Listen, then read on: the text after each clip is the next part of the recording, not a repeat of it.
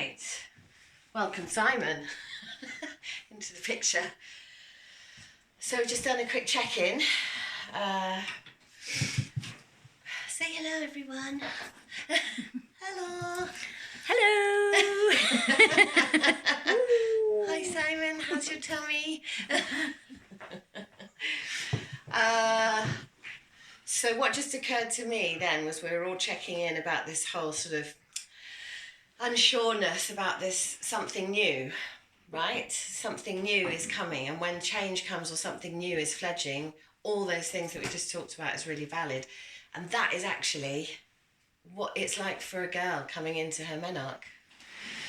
You know, I don't know what's going on. I'm nervous. I'm excited. What else did we touch on? You know, I want to get going. You know, impatient. Kids want to grow up quicker. How do we hold that? So actually, we're kind of like literally through making the app is we're connecting with what it's like to be that age. So that's something that occurred to me. So all those feelings that are actually allowing us to touch into what it's like to be a young girl. Yeah. So I'll just go through. So what do you do? I'm just going to talk about the things, just a few things that came really clearly when I was away. That's in relation to what we're trying to manifest. What was the course you were doing? It's a menstrual leadership program, but it's basically what does that mean? They just allowed us to really feel into the cycle of life. I think you'll hear it when I go through it, right. Like what. So one of the things that came through that we need to get across to the girls is the cycle of life. Right. So where they are is at this maidenhood time. But it's, you know, how do we allow them to see that place? So it's like, you know, you've got night and day, you've got the seasons of you've got like, I was always thinking of a wave, and that also fits in with this. I'm going to just go through with you this sort of deeper level of understanding of the cycle, which is, so one of the main things, which is the mindfulness thing that we want to bring in, is presence, right? They talked about presence a lot, which is being mindful. Mm-hmm. So,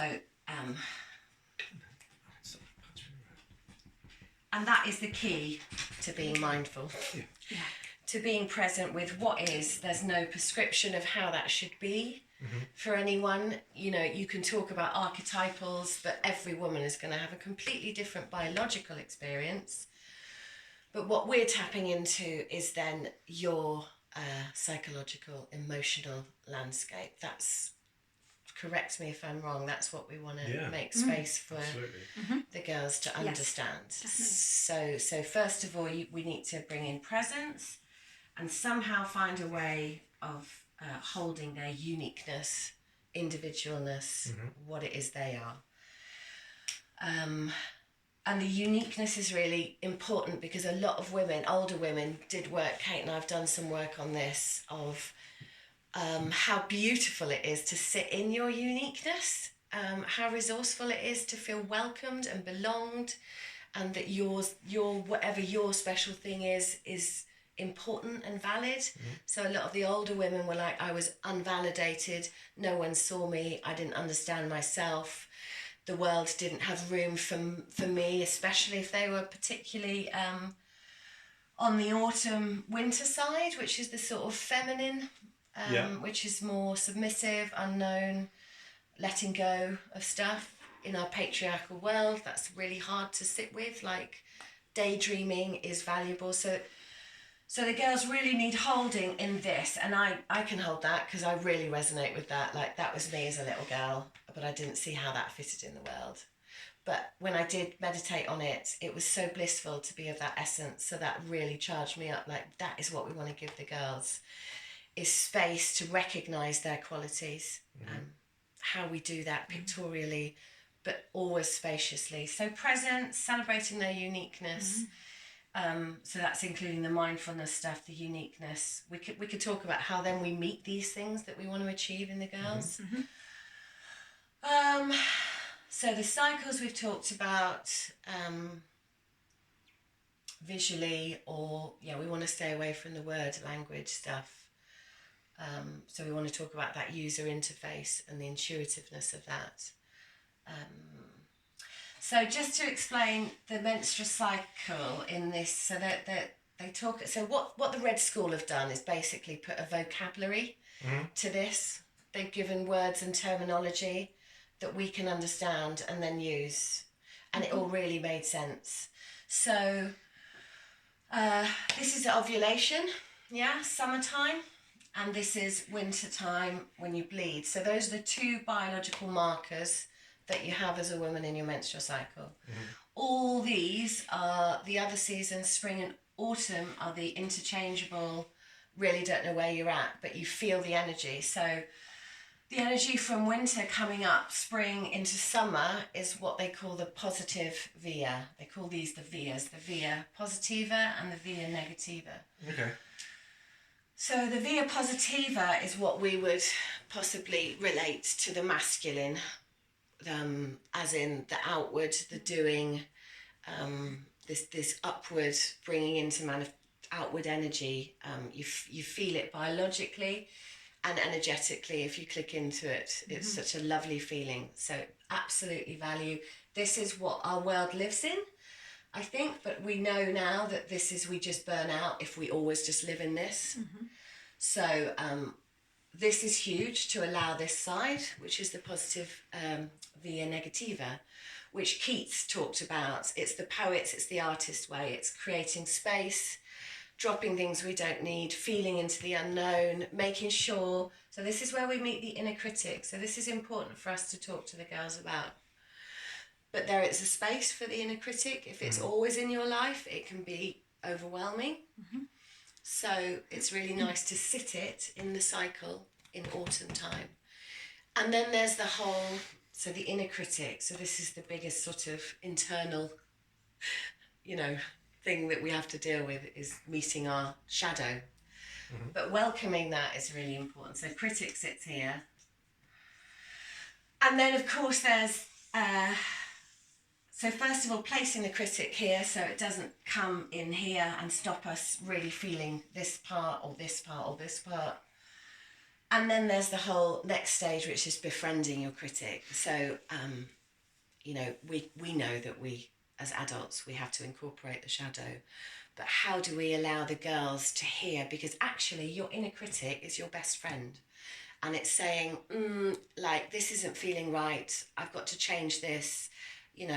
These shifts need to check, so it's like, it's not just putting it in its place, it's then allowing it to feed us. It's extracting, say, 10%, isn't it? Really, yes, of the truth. Of the truth. Of the truth yeah. that is useful to but us. But understanding that there's a lot we can drop. Yes, exactly. So it's a beautiful place, and the autumn, so we can use the seasons to, because we understand all trees drop their, they drop their leaves. They can't flower all year long.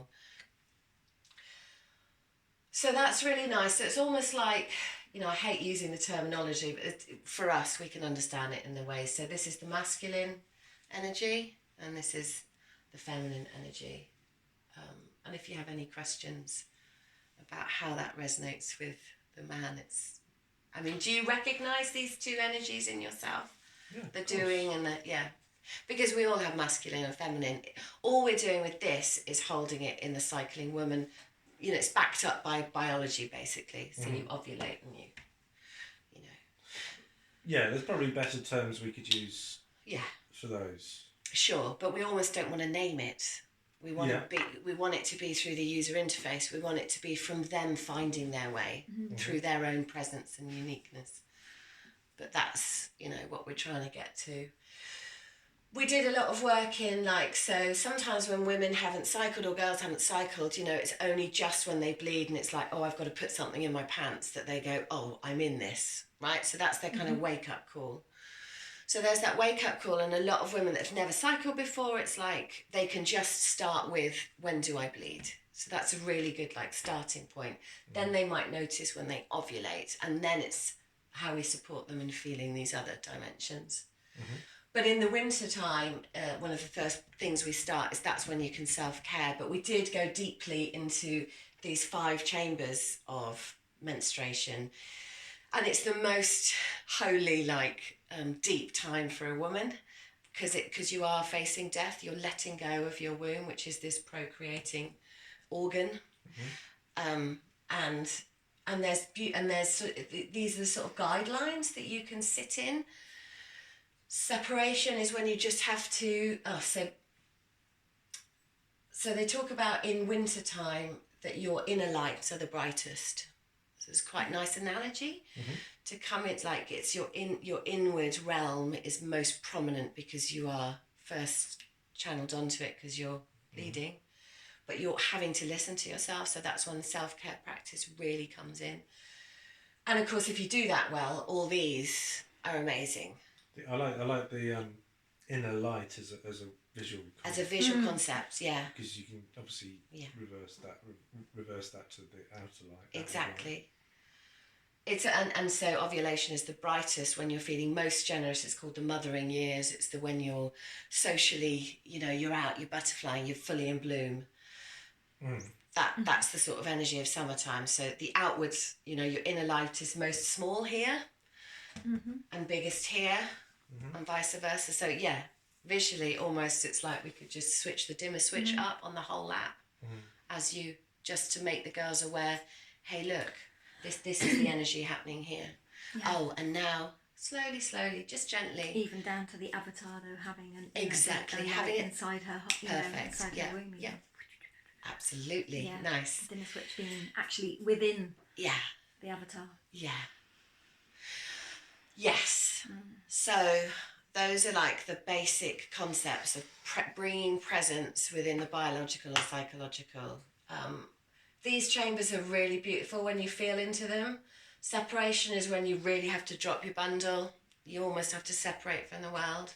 That can be a really scary place. A lot of resistance coming up. Surrender is when you're then allowing that separation. So this is the most active part, and that's actually before you bleed. Then you bleed, you surrender, you completely let go to what's happening. Then when you're actually in that bleed is the time for renewal, because your womb is about to start building up that potential life again. After that, when you've sat in renewal, you can come into visioning, which is when you might have dreams and you're starting to manifest, and then comes clarity and direction, which is when you really, you're into your seed, your shoots come up. And then you can come into this. So every person will have a different part that they struggle with. So the other thing that they talked about, which was quite mind-blowing for me, was disturbance. I've got an image in my head now of, when the TV doesn't channel right, when you can't quite tune in. And so what they're saying is that's the uncomfortable bit. We all don't like sitting in the non-comfortable, but if you can accept that disturbance in some way, what they were talking about was if you occupy that disturbance, then you're actually deoccupying it. So what we tend to do when we feel something uncomfortable is pop it away somewhere. Yeah. But if we can allow a space for it to be validated and it to be a bit like the critic, it's like an inner navigator for you.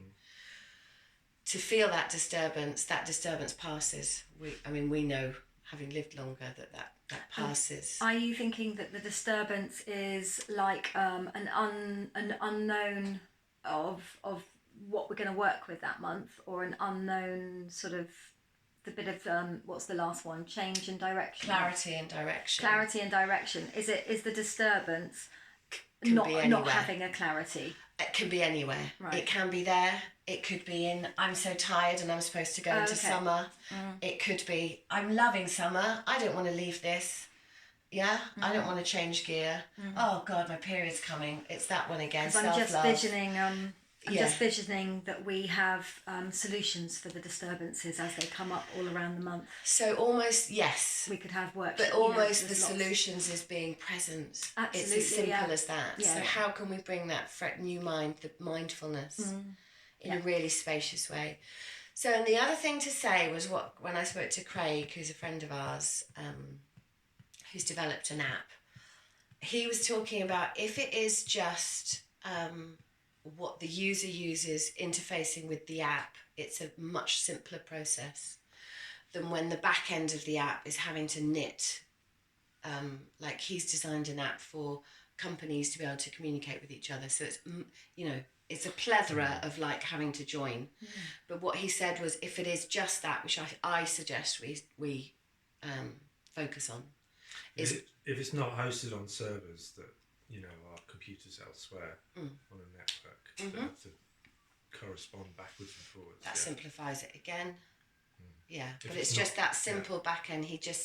I don't know about tech, but he was saying it's a much simpler process to bring that into fruition. And so I see that as possibly something in the future, like this community and stuff. But it's like someone go to the party even though you don't know who you are. So what we actually want to do is create the space so the girls can intimately get to know themselves, validate themselves, validate uniqueness, allow a presence privately. Yeah. Within that becomes, when they are coming into that sort of belonging thing, and I think Simon touched on that when it's like, so and so are feeling like that. There is something about being validated that you're not alone. So there is something, but could it even be something that would still be functional and work in airplane mode on your phone with everything switched off? possibly. Just for example, just as sort of kind of, it's good to imagine that it's not connected to the Wi-Fi, but it still works the way you would want it to work. Yeah. Yeah, I don't know about how that's, because it's a choice, isn't it, when people go into aeroplane Well, mode. I know, but it could be a feature of it, which might, I don't know. I mean, again, I'm not sure. I'm just guessing, but it could be positive if it's if we could demonstrate and actually let people just opt out, or whether they want to, they can use it as a self-contained thing. Doesn't need to be connected to the internet, doesn't need Wi-Fi, all the rest of it. But there does need to be a certain amount of feedback so we can support them in when they're, it needs to be 3 months when we know that we dim the avatar, to say that your outward lights are dimming inward. I would imagine that that's just happening naturally when they get to the certain day of their cycle. Yes. It will be dimming. And it also depends that whether will be all set up to work behind the scenes. Yes.